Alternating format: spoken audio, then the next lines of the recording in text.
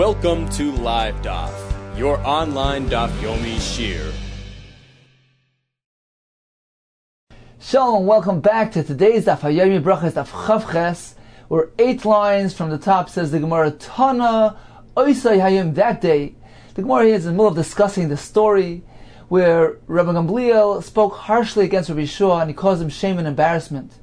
The Chacham decided to remove Rabbi Gamliel from being the Nasi, the leader, the head of the yeshiva. Instead, they appointed Rabbi Eliezer ben Azariah. Says the Gemara, that day that Rabbi Eliezer ben Azariah assumed the post of the Nasi, Oisa Hayim Solku l'Shem Pesach. They removed the doorkeeper because Rabbi Gamliel had a very strict admission policy, which was relaxed now that Rabbi Eliezer ben Azariah became the Nasi. Says the Gemara, they removed the doorkeeper. They allowed, permission was granted for all the students to enter the Beis HaMedrash. Why? Rabbi Gamliel, when he was in charge, he would announce and he would say as follows: any student that is inside is not consistent with his outside, meaning he's not a proper Yirei Shamayim, he's not fully sincere, there's no room for him in the Beis HaMedrash, he may not enter the yeshiva. However, Rabbi Eliezer ben Azariah instituted a more lenient policy. He allowed everybody to enter. Okay, you're not on the highest level, you'll get there. So there was a tremendous influx of Talmidim on that day. Says the Gemara, that day they added many benches to accommodate the new arrivals. How many benches did they add? Pligiba, there's a machlokes between Abba Yosef ben Destoy and the Rabbanan. Chadamar once said, how many were added? 400 benches would need to be added to accommodate the new arrivals. 700. Says the Gemara, Rabbi Gamliel was dispirited. He felt bad when he saw the influx of new Talmidim, of new students. Amar, he said, Dilma, perhaps Chas v'Shalom, God forbid, Manati Torah Yisrael, I prevented Torah study from amongst Klal Yisrael by being so restrictive in my policy, by not allowing all these Talmidim. He had a vision in his dream. They showed him from heaven white pitchers, the Malian kitma full of mere ashes, which was a sign telling him that no, you did the right thing. Look, just like the nice, pretty pitchers, they look nice on the outside, but in the inside they're worthless. Similarly, regarding a student who is not consistently, who's not teichi kibari, he's not fully sincere, there's no room for him in the Beis HaMedrash. Says it is not so. Really, his policy wasn't justified. It was merely the reason why they showed him this vision. They wanted to make him feel good, to rest his mind, but in reality, this wasn't the correct policy. He should have allowed everybody to enter. Apparently, since he was sincere, he meant l'shem shamayim, he meant well. From heaven, they wanted to prevent him from being dispirited, from feeling bad, but in reality, the policy that was instituted now was really the correct one. Says the Gemara Tana, Edyos, the Masechta called Edyos, which contains a collection of various halachas, testimonies, Edyos, which we learned yesterday was considered to be B'bchirasa, the choicest one, meaning that in Edyos, all the halachas contained in Edyos are authoritative. Says the Gemara, when was this Masechta learned? It was learned on that day. Edyos, Boi Bayom Nishnis. Whenever there's a reference to the word Boi Bayom, that day, it is indeed that day. There was no unresolved halacha that wasn't clarified on that day. As a result of the influx of Talmidim, of the increased discussions and debates, everything got clarified. It says the Gemara to the point of even Gamliel himself, even though he was removed from his post, he didn't avoid the Beis HaMedrash. He came, he attended the Beis HaMedrash even that day. He didn't withhold from attending the Beis HaMedrash even one moment. He didn't want to lose the opportunity to learn Torah. This nan, as we see in the following Mishnah. That day, Yehuda, who was a convert from the nation of Ammon, he arrived lifneim in front of them at Beis HaMedrash. He wanted to know what is his status. May I enter the congregation, meaning may I marry a Yid, a Jew? You may not enter the congregation. There's a pasuk that says, Lo yavai Amoini u'Moyavi b'Kal Hashem. One who arrives from the nation of Amoin or Moyav cannot enter the Kal Hashem. So you're prohibited. Amalei Rabbi Shua mutar atalav b'Kal. You are able to enter the congregation. You can marry a Yid. Amalei Rabbi Gamliel, how can you say that? There's a pasuk that prohibits it. Amalei Rabbi Shua, 1 second. Do you propose that the nation of Ammon and Moav are still in their place, are still in their territory? Whoever is found in the territory of Ammon belongs to that nation? That is not so. They already mixed up. Kfar Ola Sancherev Melech Asher, the king of Asher, Sancherev, came up. Ubilbas Kolomos, he already confused. He mixed up all the nations. Shnemer of Asher Gvolis Ammon, I'll remove the boundaries of the nation. Vasi the same Shati and their wealth I'll plunder, but Erid Kabar Yeshin, their dwellers I'll bring down. So they're all mixed up. It's one big pot. It's one big confusion, one big taroivis. And now, once they're all confused, they're all mixed up, if there's something that departs from a taroivis, we know that there's a halacha, there's a rule that says, V'chol the parish meruba parish. Whatever departs from a mixture, we assume that he's related to the Rav, to the majority. Here too, when Yehuda arrived from the mixture of nations, we can rightfully assume that he's coming from the majority. He is not an Amoini, he doesn't originate in the nation of Amoin, even though he thinks he does. But the halacha is that we follow the majority, we assume he's coming from the other nations, and he is mutar lavai bakal. So this was the opinion of Rabbi Shua to allow him to marry a Jew. Okay, you're right. There was a bilbul, there was a confusion, a mix-up that took place. But it also says in the pasuk, afterwards, I'll return the captives of Bnei Ammon to their territory. No Hashem. Ukvar Shovan, they already returned. So true, they got mixed up, but they're already back in their place. Therefore, they're distinct, they're separate, and whoever comes from Ammon is considered to be from the nation of Ammon. Amalei Rishua, there's another pasuk. There's another prophecy that says that Hashem will return the captives of Klal Yisrael to their place. And we know that in reality it didn't happen yet. But Adayin lo yishavu. And they haven't returned yet. So apparently some of the nevuahs have not yet been fulfilled. So just as the nevuah, the prophecy regarding the Yidden was not fulfilled, similarly regarding the Bnei Ammon has yet to come. And therefore we can assume at the present they are still mixed up with all the other nations. Says the Gemara, what was the conclusion? Miyad, immediately, hitiru lavai bakal. They allowed Yehuda, Ger Amoini, to enter the Kal. So the Chachamim voted in accordance with the Shita, with the opinion of Rabbi Shua, and they allowed him to enter the Kal. Now, when Gamliel saw this, he saw that the Chachamim sided with Rabbi Shua's opinion, so he gained prominence in his eyes. And now he changed his attitude to Rabbi Shua. If this is the case, that the halacha followed the view of Rabbi Shua, and not my opinion, let me go appease him. Let me ask him mechila on account of the incident that happened. Rabbi Shua. So he went to his house, he came to the house of Rabbi Shua. Chazinu, he notices, la shisa the base of the meshachron. The walls of his house are blackened. And he's wondering, why are they black? Amalei, so he told Rabbi Shua, Mekoisli Beischa, from the color of the walls in your home, Atanikar, it is evident, it is indicative, Shepachamiata, that you're a smith, that you work as a smith, or as Rashi says, you work with coal, you're a coal maker, which apparently wasn't the most respectful, wasn't the most coveted profession. So this is the comment that he made to him. Amar Lei, so Rabbi Shua responds, woe to the generation that you are its leader.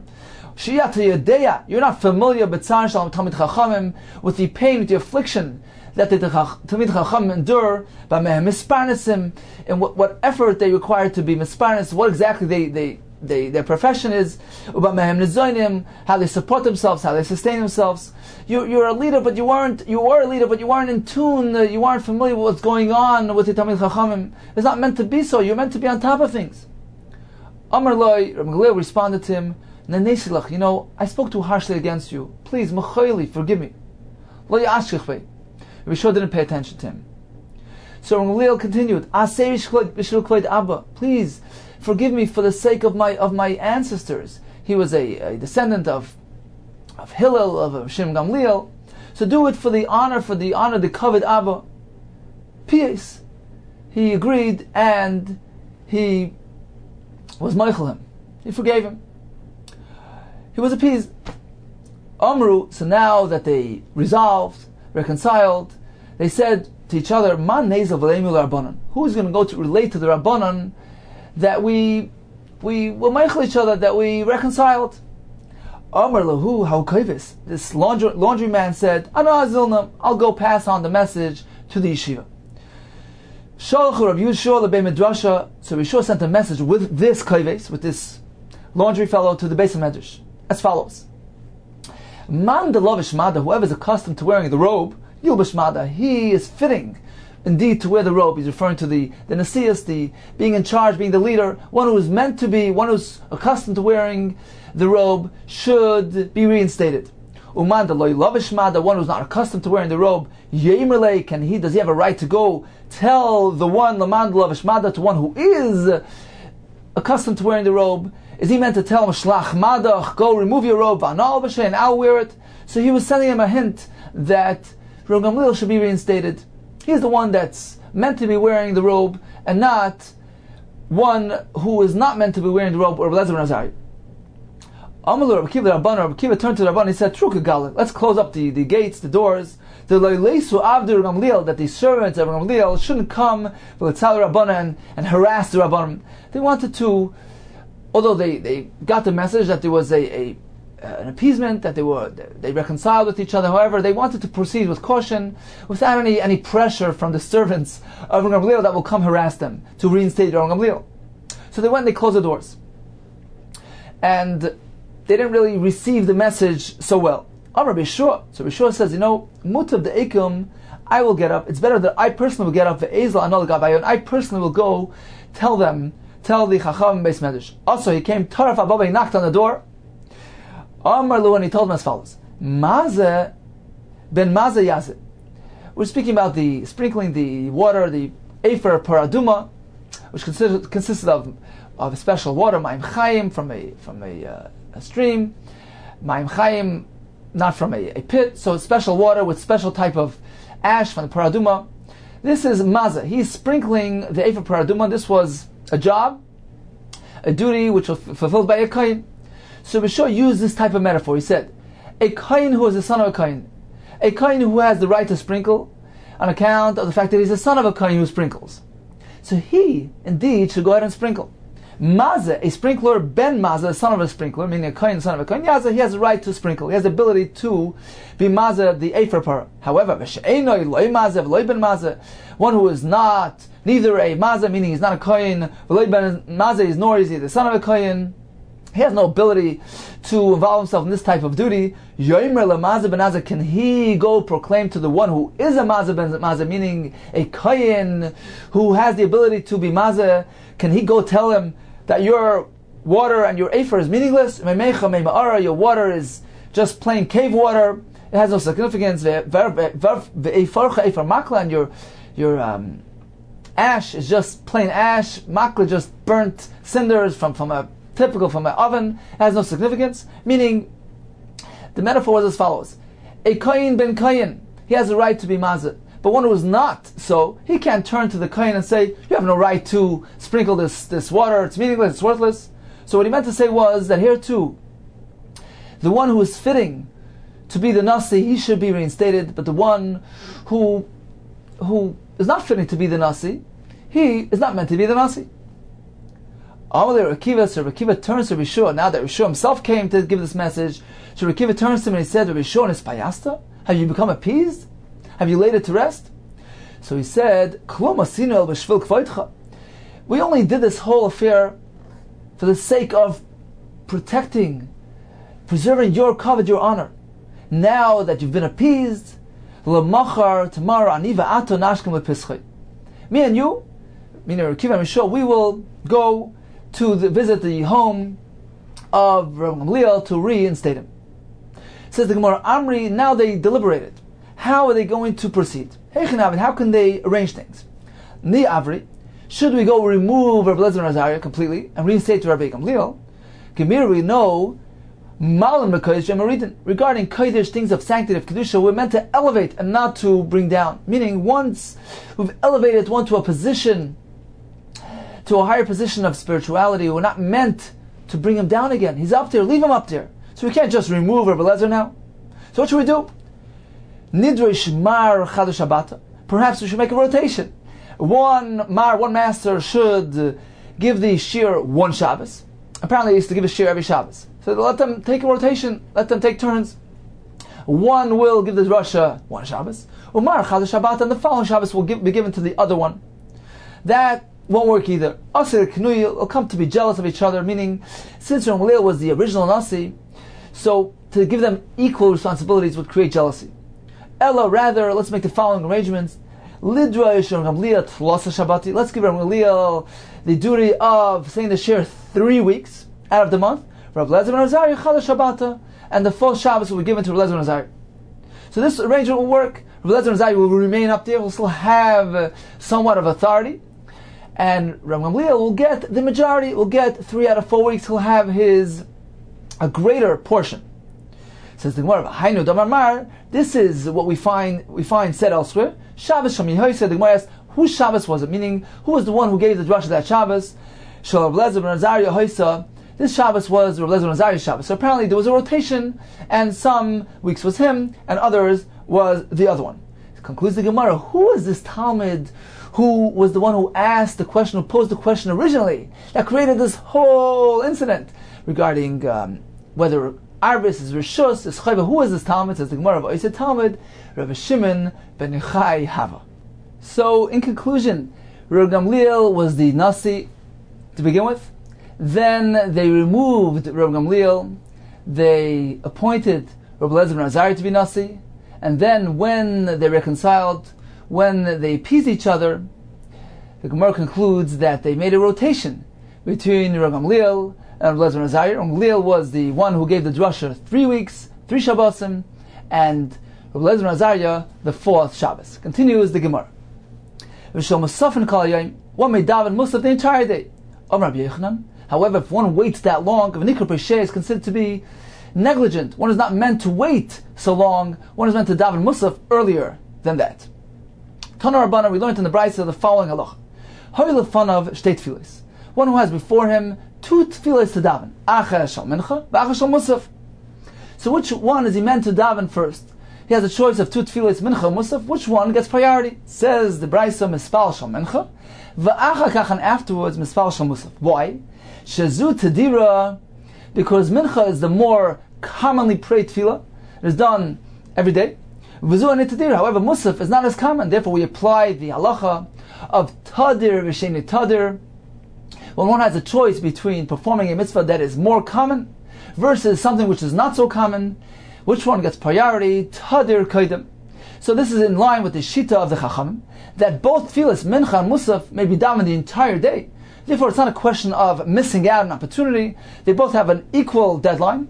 It's a question just, should we prioritize one over the other? And the conclusion is, yes, the one that is more common, that is more tadir, that is meant to be fulfilled first. Says the Gemara, Yehuda Aimer, no, mispal shal musaf, va'achar kach mispal shal mincha. First comes musaf and then mincha. Why? Because according to Yehuda, musaf may only be done until shah shviz, until 7 hours. Therefore, musaf contains an earlier deadline than mincha. So, don't risk missing the deadline, daven musaf early.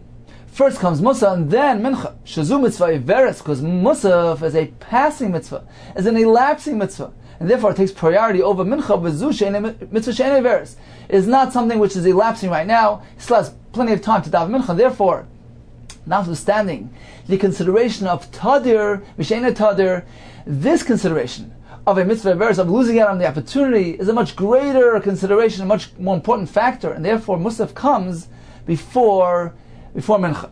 Now Rashi points out that we need actually another element here. We need to insert another reason here. Why, according to Tanakama, Mincha comes before Musaf?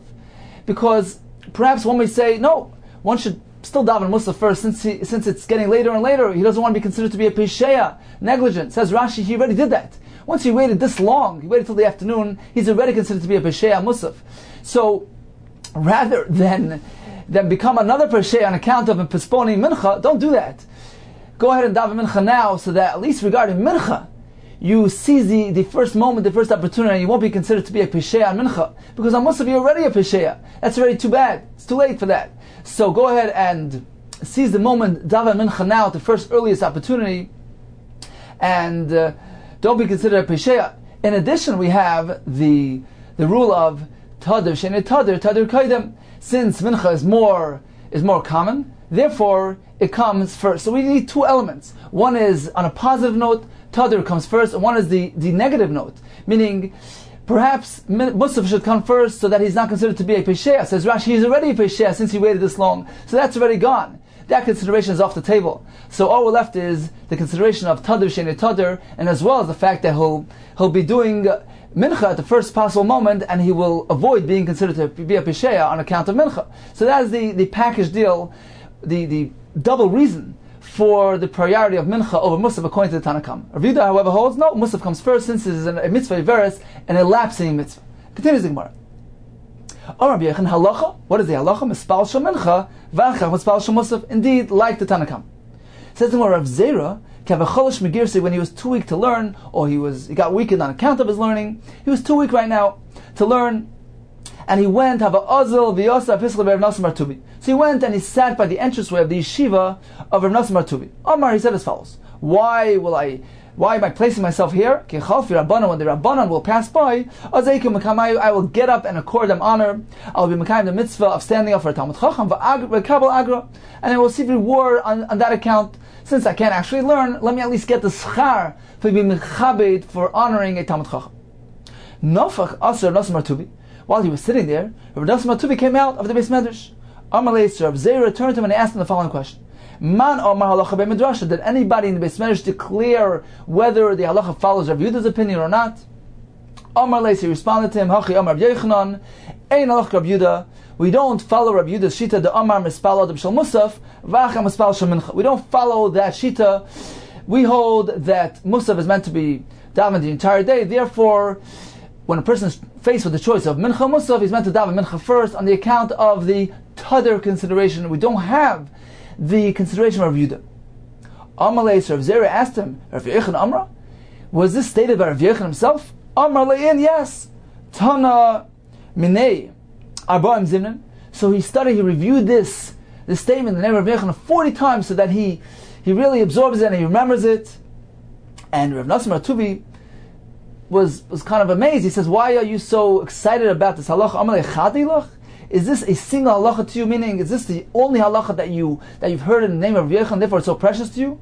Oy chadasilach? Is it a new one to you? Meaning that you had thought that this halacha was perhaps attributed to somebody else, and now that you hear that it was in the name of Rabbi Yochanan, so it's new to you, it's renewed to you, and therefore it is precious to you. It is new to me. I was uncertain. I thought perhaps this was Mishum Levi's halacha. Now that I hear from you with clarity that Rabbi Yochanan is the one who stated it is precious to me, I want to review it until it's clear by me and I absorb it completely and do not forget the attribution to Rabbi Yochanan. Continues the Gemara. One who delays his musaf until after the deadline, until after 7 hours, according to the Shita of Yehuda.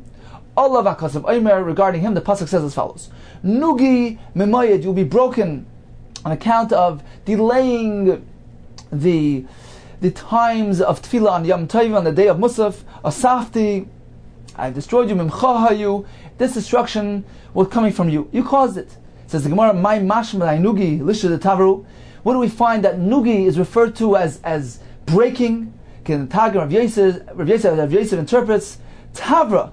Asiya al Sanain Beis Yisrael. He interprets this pasuk. Nugi means tavra, breakage will come on the enemies of the Yidden. This is a metaphor for the Yidden. Al the ichru zmanam moedad Yerushalayim. They delayed the times of the moed of the Yom Tov of the tefillah of the Yom Tov Yerushalayim. So we see that a punishment of breakage, of destruction, befalls one who neglects to daven his musaf in the right time. The one who delays his morning tefillah after 4 hours, according to Rabbi Yehuda, which Rabbi Yehuda holds at 4 hours is the deadline. All of Akasav Ayman, him the pasuk says, You will be afflicted on the count that you delayed the time of tefillah. My mashman dai nugi lishna etzaru. Where do you find that nugi is affliction? My soul will drip from affliction. The virgin will be pained, will be afflicted, and it is bitter to her. Mashab points out the difference in the approach of the Gemara regarding Musaf. The Gemara says one who delays, he gets broken. One who merely delays Shachris, he gets afflicted. So why the difference in the consequences? Mashab, it's a big difference. Shachris has the option of makeup, of tashlumin. One who misses Shachris can always make it up. Therefore, the consequences is of lesser severity. However, regarding Musaf, we learned earlier, Tais explained to us that Musaf cannot be made up. Musaf has no tashlumin, and therefore a more harsher description for this type of behavior. Says the Gemara of Avi Chalash Le'osla Perkel of Yosef. It was a custom, a practice of the Rosh Yeshiva to give a drasha, shir on Shabbos before Tfilas Musaf. Rav Avi was weak, and he couldn't make it to the Pirka, the Rav Yosef, the shir of Yosef on Shabbos. Lamachar, the next day, also when he came to Beis Medrash, Abaye was concerned that Rav Yosef perhaps was slighted on account of Rav Avi's absence. So he wanted to rest his mind, he wanted to appease Rav Yosef, and he did as follows. Abaye wanted to appease, to rest the mind of Rav Yosef, to mollify him. So Abaye turned to Rav Avi and he said, why didn't you attend the shir? He wanted to hear a reason, and then he can relate this reason to Rav Yosef. So he asked him, why didn't you show up? I was weak, I couldn't make it. Why didn't you taste something? Why don't you have a snack and then come to the drasha? Rav Avi says, one may do so? One may eat prior to Musaf. Do you not hold the Hadar of Huna? The halacha that Rav Huna taught us. One may not taste anything before he davens Musaf. Not only a meal, even to taste before Musaf is prohibited. So Rabbi told him, okay, if that's the case, if that was the reason that you were prevented from coming, you should have done the following solution. You should have davened the tefillah of Musaf on your own, and then you could have eaten something lamesi, and then you could have come. So why didn't you do that? So Rav Avi says, one may do so, one may daven on his own. Do you not then hold L'Hadar Rabbi Yochanan? This halacha said by Rabbi Yochanan, a person is not allowed to. A person may not precede his tefillah to tefillah tzibur. How can you suggest that I should have davened on my own before the tzibur?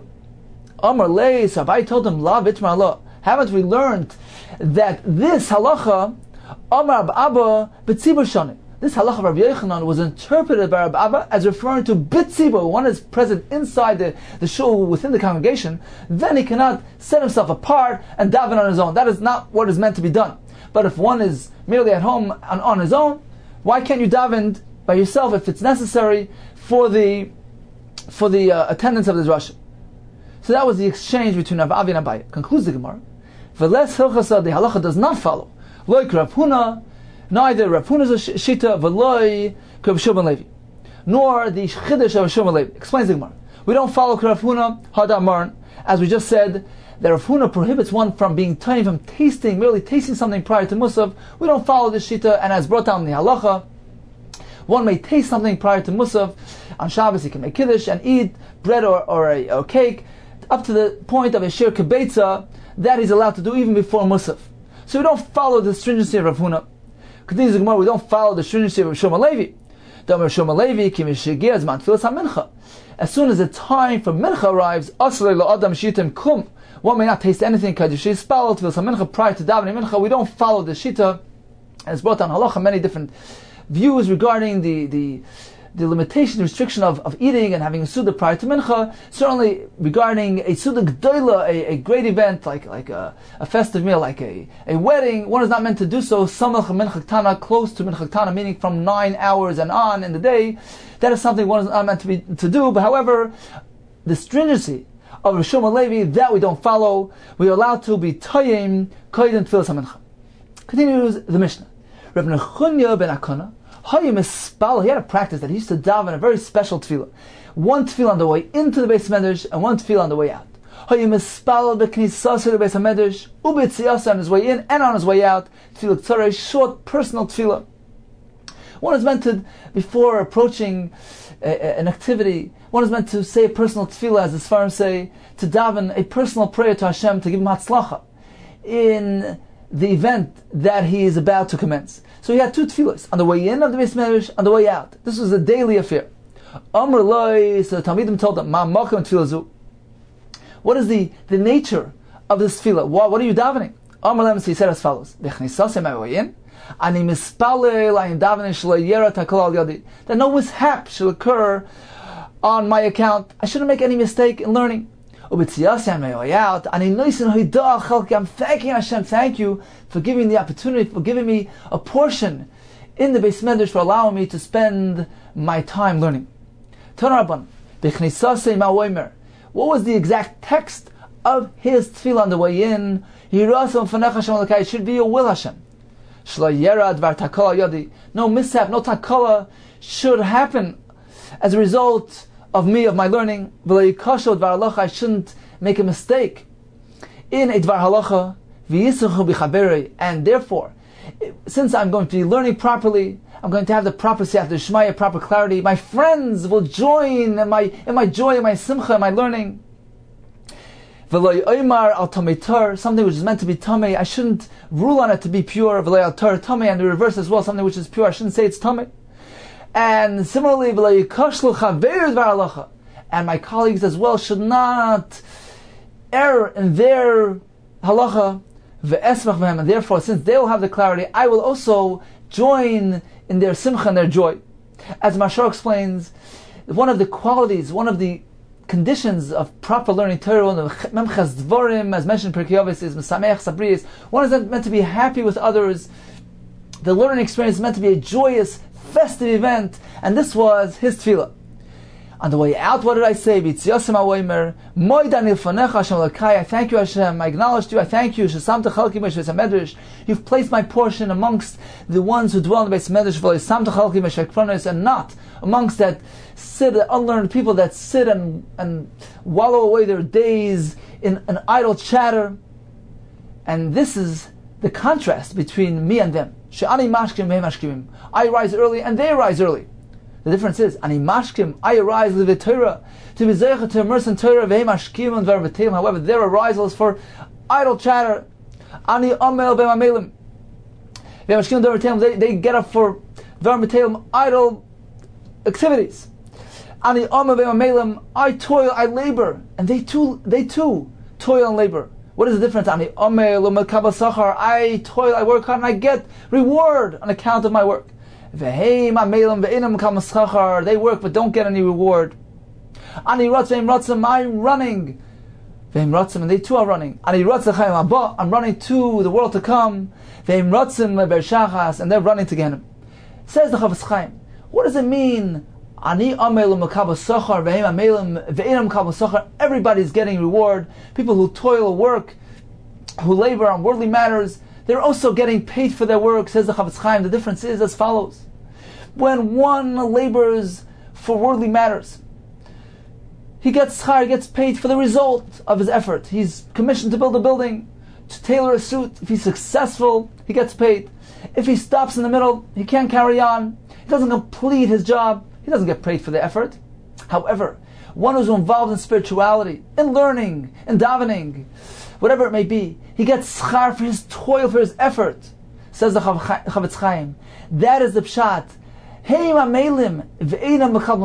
don't get paid for the work, for the amelis. But us, however, Ani amel umekabel sachar, I work, I toil, I labor, and I get sachar for the toil, for the labor, not only for the results. If one is not matzliach and ruchnius, he only learns a little bit, he tries, he can't understand, he can't remember, he's not successful in learning. Nevertheless, he gets paid, he gets schar, and the amel umekabel sachar, get paid for the amel, for the toil, for the effort. In spirituality, it's the effort that counts and not the results. Beautiful verse from the Chafetz Chaim. Continues the Gemara. Tana Rabban, K'shechalar Reb got sick. Nichsu Tamidav Levakroi. His students came in to visit him. Amr lo Rabbeinu Lamdeinu Chafetz Chaim, teach us the way of life.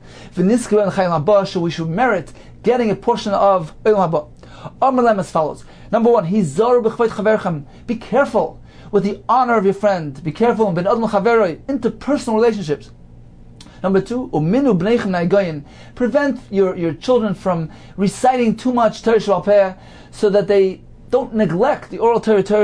Don't recite too much Torah Shebechsav, so that they don't neglect their involvement in Torah Sheba'al Peh. Minu bneichem naigoyin. Number three, v'yishivum ben birkei Talmid Chacham. Place them amongst the knees, between the knees of Talmid Chachamim, so that they learn Torah and they learn from their ways.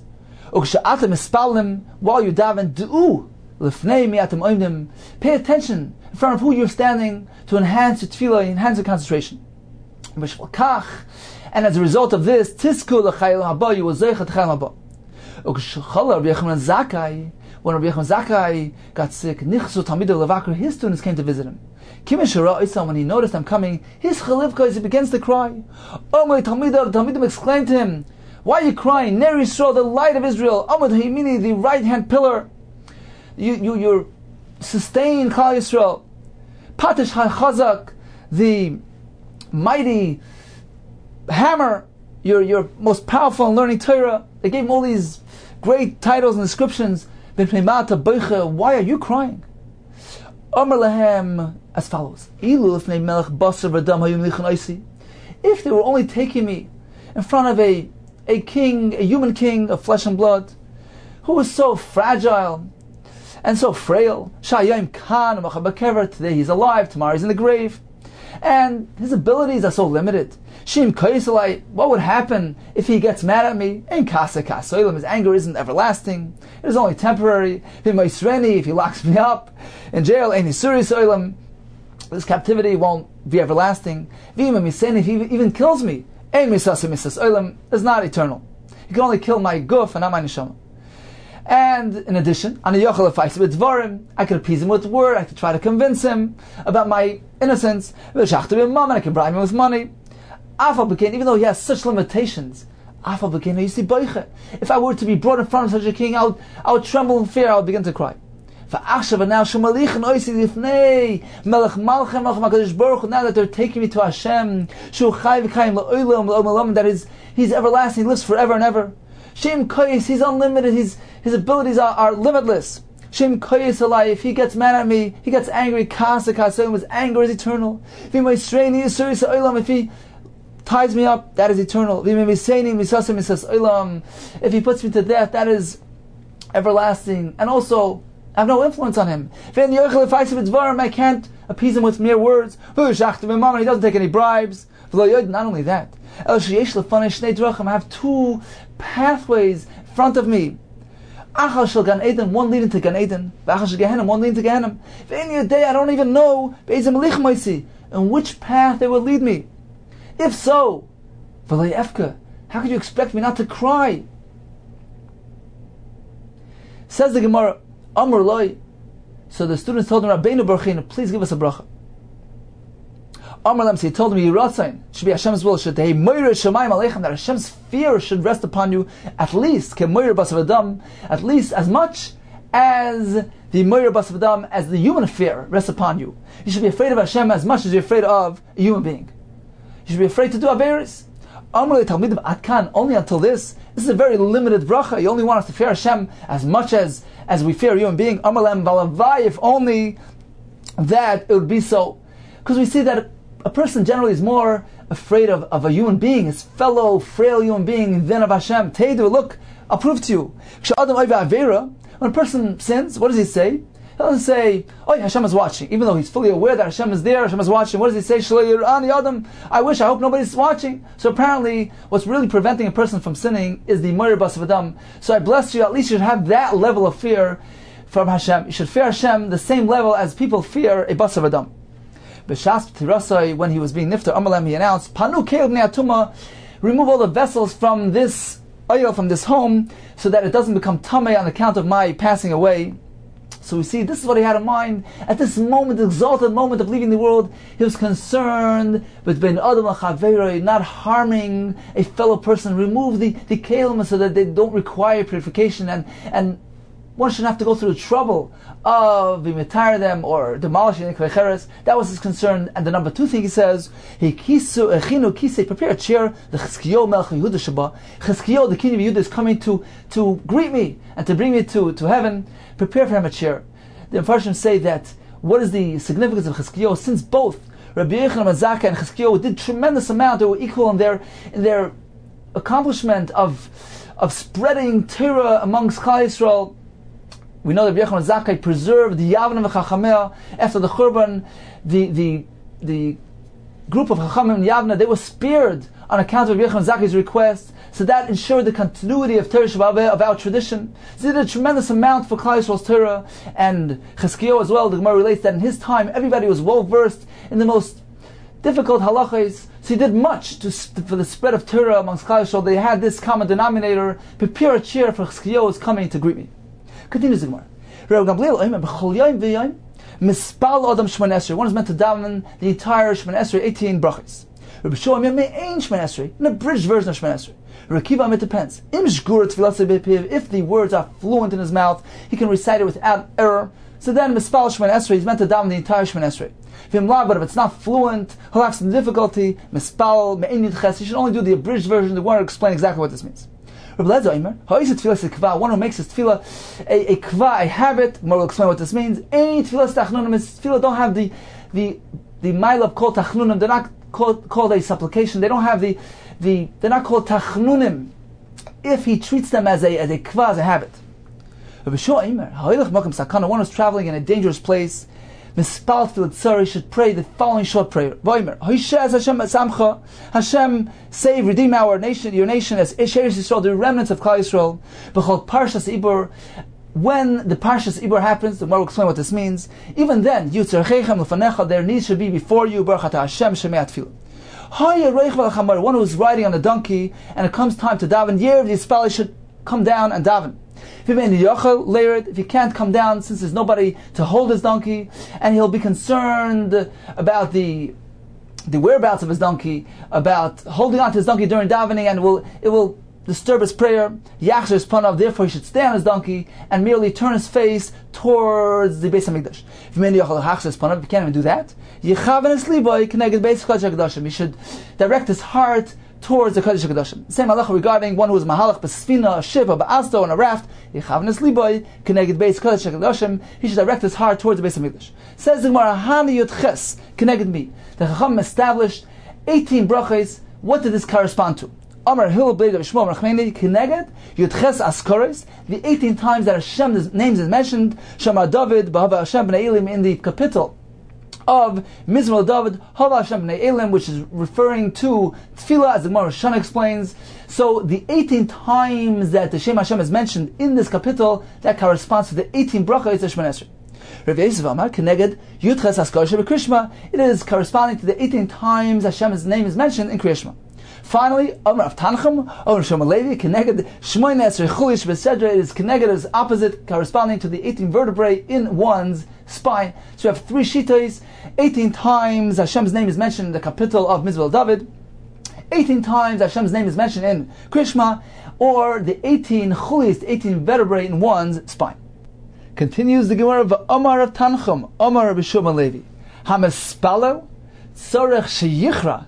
He must bow to the extent ad sheispakeku kol chulyo shebeshedra, until all the vertebrae in his spine should protrude out. He must bow to that extent. Ula Amar ad kedei sheyira iser keneged libay. When one bows, 2 folds appear in front of him, one on top, one on bottom. So the space, the flat space in between the folds, need to be merely the size of an iser of a coin. And this is keneged libay, keneged his heart. Again, Ula Amar ad kedei sheyira iser, an iser should be seen keneged libay, the sides, the flesh, the size of an iser should remain unfolded, and that is keneged libay. Rachanina Amar, once he attempts, he bows his head, that is enough. Shuven Yitzarch. Amar Rava, that is only for Huda Metzar Nafshe. When he's pained, he's unable to do more, he's an elderly man, he's sick, so that's enough. If he appears as though he's trying, he's making an attempt to bow, then that's sufficient. Says the Gemara, okay, you gave us a list of 18 brachos, and they correspond to various things. Hani Tamnisri, are they really only 18? Tirsri happen. We know that we have 19 brachos in Shemona Esrei. Says the Gemara, yes indeed, Amar Belevi, Birchas Hatztukim, some say Birchas Haminim, the bracha that was intended against the heretics, B'Yavne Tiknua, they established it in Yavne, as the Gemara will explain later on. Says the Gemara, Keneged Mi Tiknua. Okay, so there were 18 original, then another one they added, but we had something which corresponded to the 18. We explained that they corresponded to 18 names of Hashem, etc. Now that they added a 19th, it needs to correspond to something. Keneged Mi Tiknua. Says the Gemara, Amar Belevi. Rabbi Hillel Breid of Shmuel Rachmeni, according to the view of Rav Hillel Breid of Shmuel Rachmeni, that the 18 brachos correspond to the 18 askores in the chapter of Tehillim, in the capital of Mizmor David. So indeed, we have a 19th one. Keneged Keil HaKavod Hirim. Hashem of glory thundered. Although it's not a complete Shem Hashem, it is a shortened, just an Aleph and a Lamed. Nevertheless, this was a source, this corresponded to Birchas Haminim. As the Mefarshim explain, the bracha of Minim was Hashem protect, Hashem destroy the heretics, those that threaten our way of life, our Torah. Keil HaKavod Hirim. Hashem of glory thunders. He thundered and destroyed all the Minim and Stukim. Rav Yosef, according to Rav Yosef, that the brachas corresponded to the Shemis in Krishma, so it's Keneged Echad Shebe Krishma. The Birchas Haminim, Birchas Hatzukim corresponded to the word Echad, the oneness of Hashem, as opposed to the Minim and Tzdikim that threaten our Torah and the oneness of Hashem. Finally, Rav Tanchum, Omer Shubal Levi, that they correspond, they are Keneged, the vertebrae in the spine. So the 19th bracha is Keneged Chulyaktano Shebeshadra, small vertebrae in the spine. Some say this was the one called Luz. So we found a 19th vertebrae which corresponds to the 19 brachos in Shemona Esrei.